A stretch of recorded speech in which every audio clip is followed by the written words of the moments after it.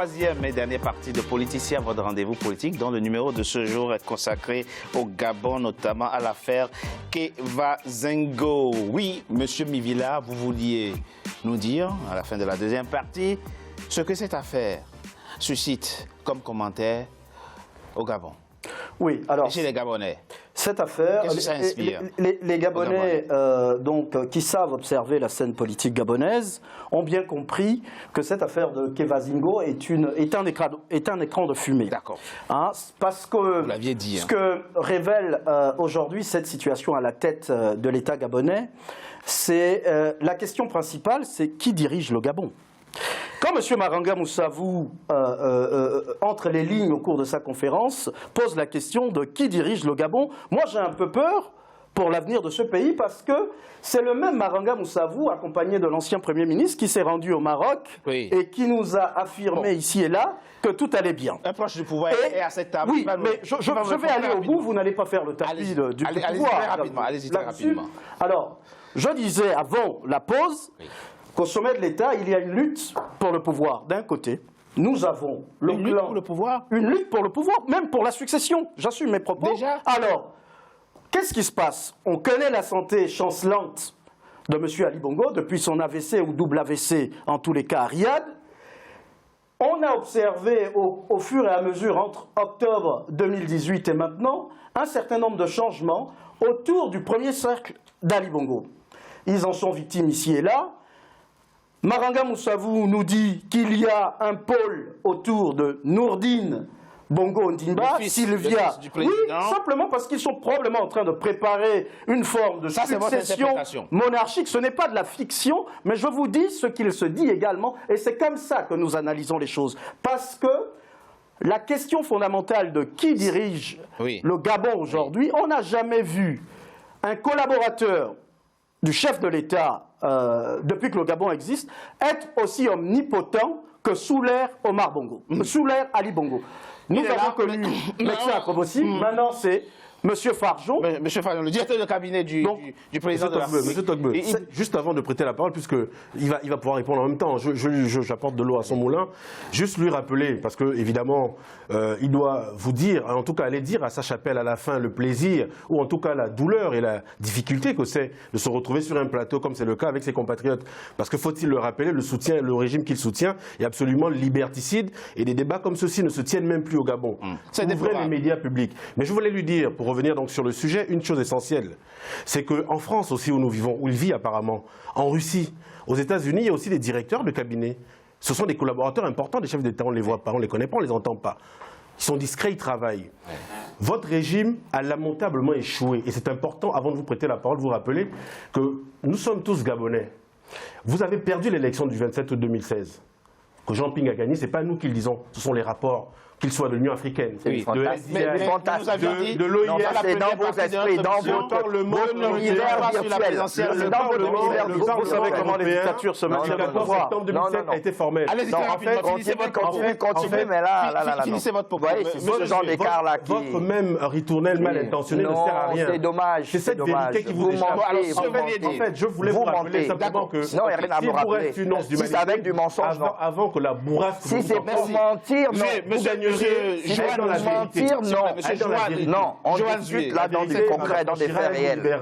On est dans des faits réels, pas dans la politique Internet. Deux questions. Si réel que votre président est nous consacrons cette troisième partie à deux questions.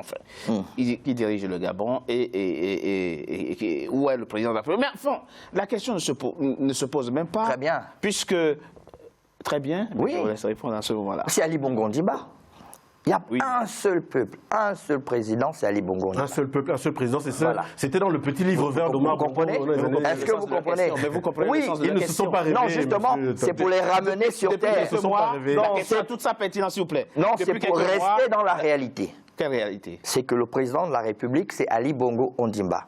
C'est lui qui choisit ses collaborateurs, c'est lui qui nomme son Premier ministre et c'est lui qui donne les grandes orientations. Et c'est celui qui ne parle Le président de la République a voulu justement le septennat de la jeunesse, faire confiance aux hommes et aux femmes jeunes.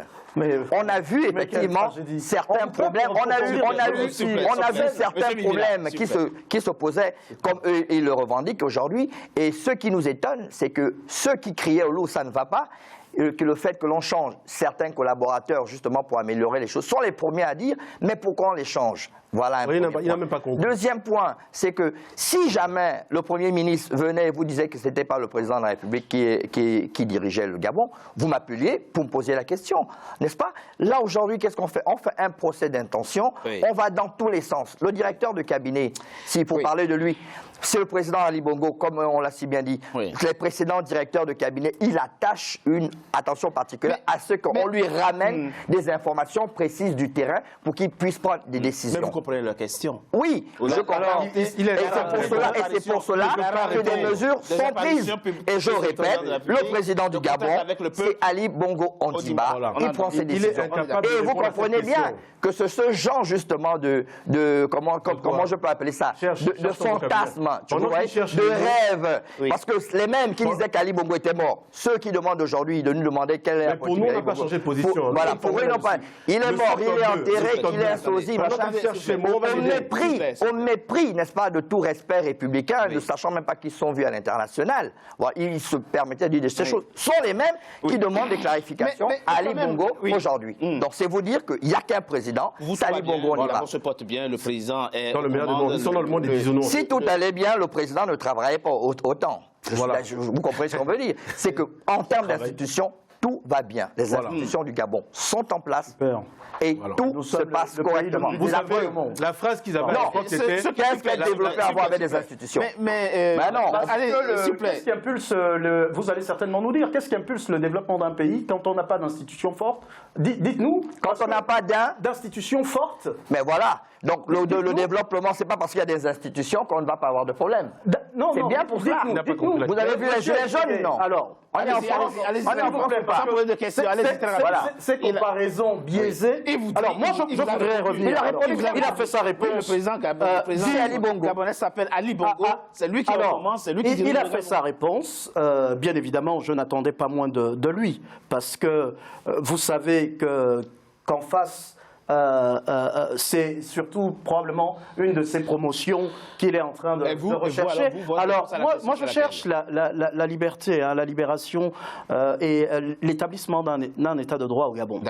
Quand je vous pose cette question aux allures rhétoriques de qui dirige le Gabon, c'est simplement, encore une fois, vous le prenez peut-être comme une vue de l'esprit, mais actuellement se joue véritablement une guerre de succession au sein de ce pouvoir. Nous assistons là progressivement à la déchéance du Parti démocratique gabonais au détriment de ce qu'ils appellent chez eux l'association des jeunes émergents. Monsieur Togué, s'il vous plaît,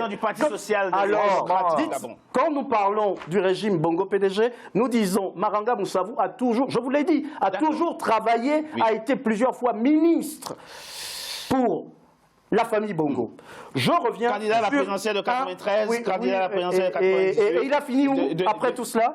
Toujours dans les gouvernements de Omar Bongo. Et là, il a eu une super promotion, il était vice-président. Mais je voudrais revenir sur certains propos de M. Etougué qui parle d'un septennat consacré à la jeunesse. Mais avant, il dit quelque chose quand même, décryptons quand même ce que dit le vice-président, enfin l'ancien vice-président Maganga Moussavou. Il ne conteste pas que le décret qui l'a limogé est signé de la main du président de la République. Le décret pris le 21 mai pour le limoger a été signé par le président de la République. Il ne le dit pas. Et dans son propos, il dit « Quand le président était malade et convalescent, nous avions tenu la BAC ». Donc, il sous-entend qu'actuellement le capitaine que la barque tangue surtout. Et a pris le gouvernement. À votre avis, quand il traite le premier collaborateur, quand il traite le premier collaborateur de ce même président de la République de Blanc-Bec, c'est là où c'est effectivement. Vous avez posé la question là. Est-ce que, parce que moi je ne vais pas, c'est pas une émission pour là où il perd pied. Non. Souffrez de m'écouter. C'est là où il perd pied. Donc,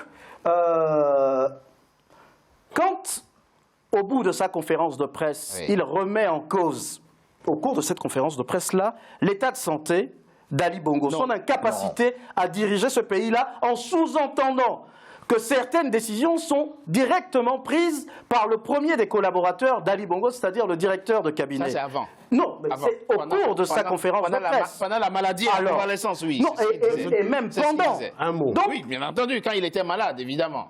Et même pendant. D'accord. Alors, Monsieur Etougué nous dit tout va bien au Gabon. Oui. C'est ce qu'il a dit. Non, j'ai pas dit ça. Juste un mot, juste un mot. Les institutions sont en place.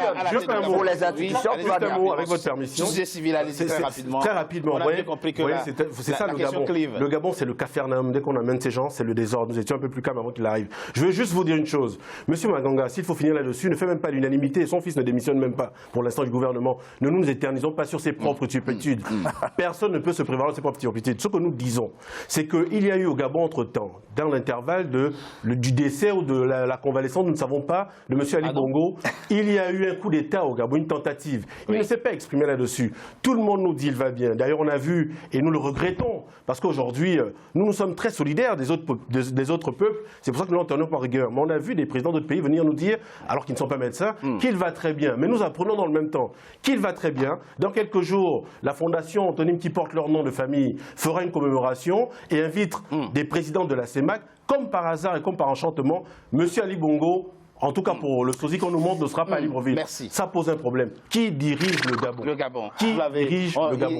Il a répondu. Et il est temps d'appeler à la vacance et que le pays avance. Merci. Voilà. Merci Joanne Zué d'avoir participé à cette émission sur le Gabon, notamment pour évoquer les dessous de l'affaire Kevazingo. Patrick Wivila, merci. Vous l'avez dit. Répété, il se joue à la tête du Gabon une lutte de pouvoir, on verra. Succession, il faut le préciser et que les Gabonais soient vigilants parce que 2016 n'a pas été élu. Pardon, bon, enfin, je veux dire la Cour constitutionnelle, l'a nommé, il a été élu, sa belle-mère, la mère de ses deux frères ou deux demi-frères. D'ailleurs, on se demande où elle est avec tout ce qui se passe. La République, mais Monsieur Lionel, on la cherche actuellement, cette dame. Vous ne pouvez pas rester sourd à ce ressentiment, à cette frustration, à cette déception et à cette envie de plus de liberté et de démocratie au Gabon. On vous souhaite le meilleur. Oui, c'est pour ça que le président justement appelle tout le monde, tous les Gabonais, de tous bords politiques, à travailler ensemble. Ok, on attend sa conférence de presse en direct. On souhaite qu'Ali Bongo nous lance tout va bien. dans une conférence Mais il y a un de presse. seul président de la République, vous pourrez même lui poser des questions. Et il nomme ses collaborateurs comme il en a envie. Cette conférence de presse en direct de M. Ali Bongo, où il appellerait les Gabonais de tout horizon, discuter. On a quelques questions à lui poser. C'est la fin. Et on aura une discussion d'outre-tombe. De Politicien à votre rendez-vous politique. Voilà. Je vous remercie d'avoir été nombreux. Assure, restez toujours fidèles au programme d'Africa 24. À très bientôt pour un nouveau numéro de Politicien. Merci à vous. Merci. Voilà. Tu vois la France?